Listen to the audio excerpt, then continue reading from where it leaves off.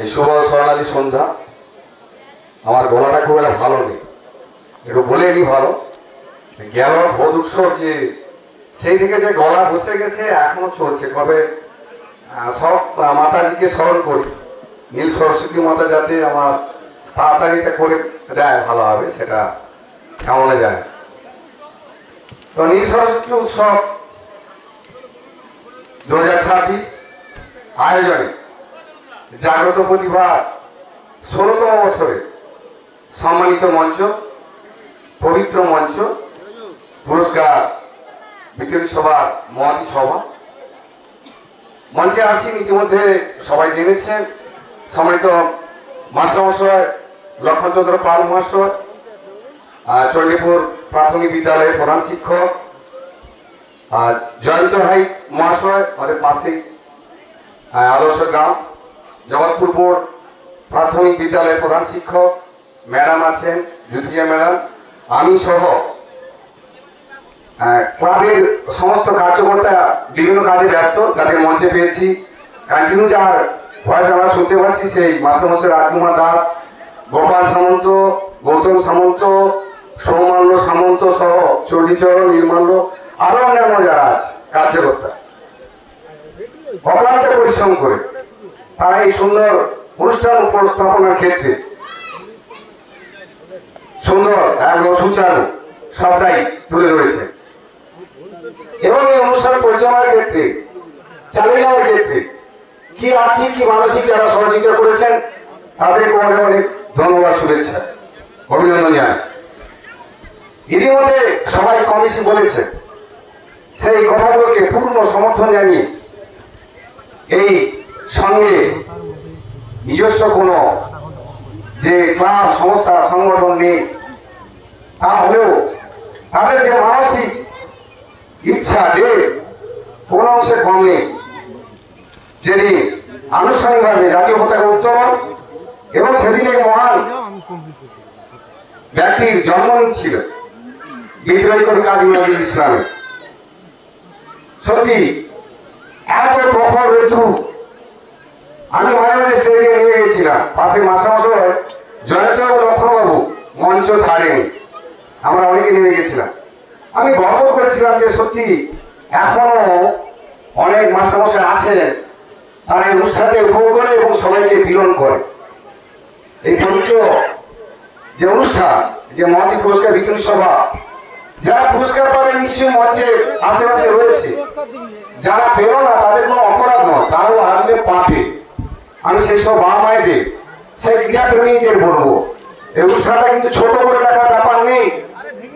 যারা পুরস্কার পাবে নিশ্চয়ই হাততালি পাবে, একটা আনন্দের সুখ তাদের ছড়িয়ে আসবে।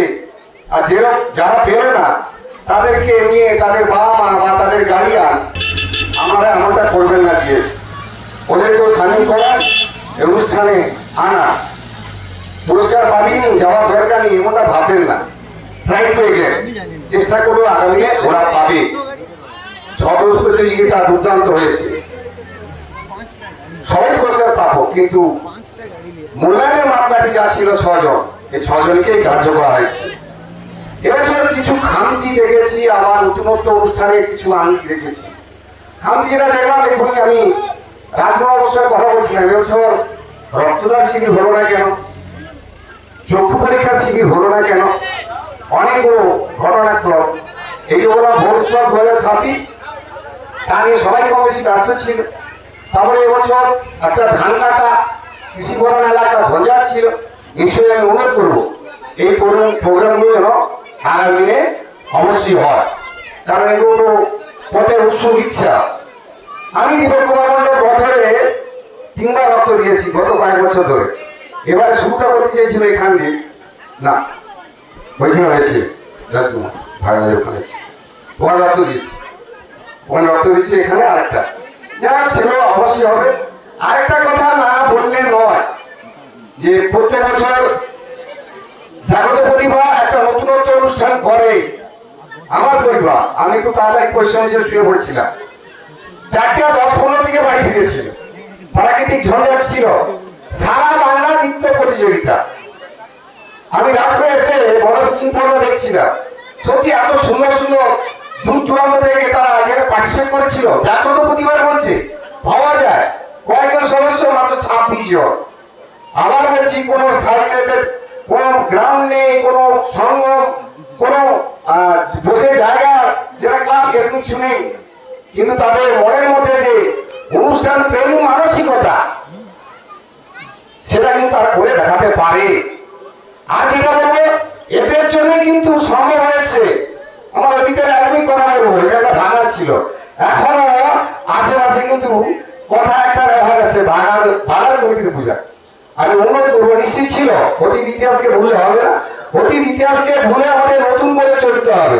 যখন করা যেত না এইখানে আমাদের কিছু মানুষের যে কোনো দাগের নষ্ট কোনো কিছু ছিল না, কিছু অমানবিক মানুষ তারা জেদ করে এখানে মরে যাওয়া পশু জীবজন্তুকে ফেলে দিয়ে যেত। যাই হোক, ধন্যবাদ জাগ্রত প্রতিভাসের ঐকান্তিক প্রচেষ্টা, তারা সেটাকে উঠাতে পেরেছে। আমার ভালো লাগে, গর্ব লাগে। একটা তো কোনো কিছু ধ্বংসের মধ্যে দিয়ে নতুন সৃষ্টি হয়, সে জাগ্রত প্রতিভা প্রত্যেকটা সৌপবিন্দুর কাছে আমি চিরকৃতজ্ঞ যে একটা ভাগা নামক যে শব্দ, যে মৃত জীবজন্তু এখানে পড়তো এবং অস্বাস্থ্যকর পরিবেশ হাওড়া অনেক কিছু আমাকে বলতো। দুর্ভাগ্য আমি যখন গ্রামে ছিলাম, মাস্টারমশাইরা বলেছেন যেখানে অন্যায় দেখবে, যেখানে খারাপ কিছু দেখবে, আগামী যুব সমাজকে সেই দায়িত্ব নিতে হবে, এগিয়ে গিয়ে প্রতিবাদ করতে হবে। আমি দেখি কিছু কিছু যুব সমাজ তারা পিছিয়ে পড়ে, কোথাও কোনো চাপ পাওয়া, কোনো ঘাটতি, কোনো অসুবিধা না, যে অন্যায়ের সামনে যাবে একটু কথা শুনতে হবে, একটু দোষারোপের কারণে দাঁড়াতে হবে, কিন্তু একটা শ্রেণী মানুষ নৈতিক সমর্থন যাবে, বাবা জানাবে। আমাদের এই আস্থা থেকে 5 চোখের উপর দিয়ে শ্রীমন্দির থেকে জগৎপুর, অনেকটা জগৎপুর যে কালী মন্দির রয়েছে, আমি বলি বিভিন্ন অনুষ্ঠানে যে যদি জেলার মধ্যে দ্বিতীয় একটা বড় মন্দির হয় জগৎপুর মন্দির, লজ্জা লাগে, রাস্তার উপরে অনেকখানি জল দাঁড়িয়ে যায়, বৃষ্টি হলেও জল দাঁড়িয়ে যায়। এখানে পঞ্চায়েতকে গ্রামে যারা বিভিন্ন দায়িত্বে আছে একাধিকবার বলেছি, কোনো কাজ হয় না। আমি ইতিমধ্যে পঞ্চায়েতকে, আমাদের এমএলএকে, বিডিওকে বিষয়টা বলেছি, ওনারা নিশ্চয়ই দেখবেন। যার ছাড়াই কথাগুলো শুনতে হয়, কোন গ্রামের উপর দিয়ে যাচ্ছে, রক্ষা 500 গ্রামের উপর দিয়ে যাচ্ছে, একটু বৃষ্টি হলে 1.5 হাত 2 হাত জল দাঁড়িয়ে যায়, খারাপ লাগে। আর একটা যেটা বড় সম্মান, ভালোবাসা, প্রেম ভালোবাসা, এটা কেন যায় সামনে, তারপরে যখন সঠিকটা সামনে আসে 10 মিনিট পিছিয়ে দেওয়া হয়। কিন্তু সম্মানটা আজীবন বজায় রাখতে গেলে অনেক লড়াই করতে হয়, অনেক ভালো কাজ করতে হয়, মানুষের পাশে বিপদে গিয়ে দাঁড়াতে হয়, তবেই তার সম্মানটা অটুট থাকে, তাকে সবাই ভালোবাসে, অ্যাড্রেস করে, তাকে চায়। কিন্তু অযথা ওর একটা বিড়ম্বনার মধ্যে দিয়ে তাকে কালিমালিপ্ত করা আছে প্রয়াস, সেটা আদপে টিকে না, ভোগ টিকে না। আমরা ওই সিরাজউদ্দৌলার ইতিহাসে অন্তর্ভুক্ত করতে একটা ঘটনা পড়েছিলাম, তাতে যে গাণিতিক চিত্র দেওয়া আছে 146 জনকে বেলচা দিয়ে কেটে কেটে ঢোকানো যাবে না, অন্তর্ভুক্ত ভোটটা গাণিতিক বলে একটা কথা আছে। কিন্তু ইংরেজ ঐতিহাসিকরা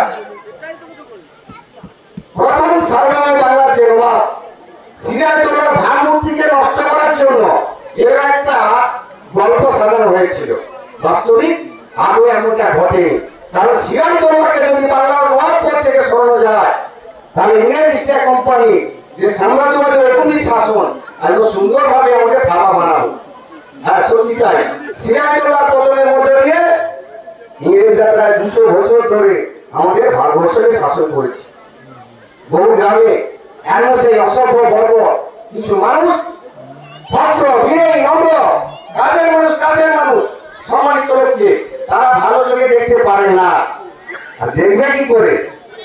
তোমার তো স্বভাব, তোমার রক্ত, তোমার শ্রেণীর মধ্যেই তো সীমাবদ্ধ আছে, তো কোনদিন ভালো চোখে দেখে না। আর তোমরা ভালো চোখে তাকাতে চাইলে তোমাদের দেখবে না, কারণ নিজের ভাবমূর্তিকে সামনে দিকে স্বচ্ছ আর পেছনে যত নোংরা আবর্জনা, কি করে হবে? ঘটে গেলে তো শুধু পয়সা দেখা হবে না, পয়সা সবাই ইনকাম করে, সবাই, কারণ সবার বাড়িতে বেশি পয়সা আছে। মোবাইলে দেখো 2-4টা মোবাইলে মাসে 400 টাকা রিচার্জ হয়ে যাচ্ছে, টেবিলে পয়সা ভরে যাচ্ছে। আবার ওই কি বলুন না, ওই ঠান্ডা রাখা ফ্রিজ ইত্যাদি পয়সা কিন্তু মানসিকতাটা ঠিক রাখতে হবে। মানসিকতাটাই আসল। কিন্তু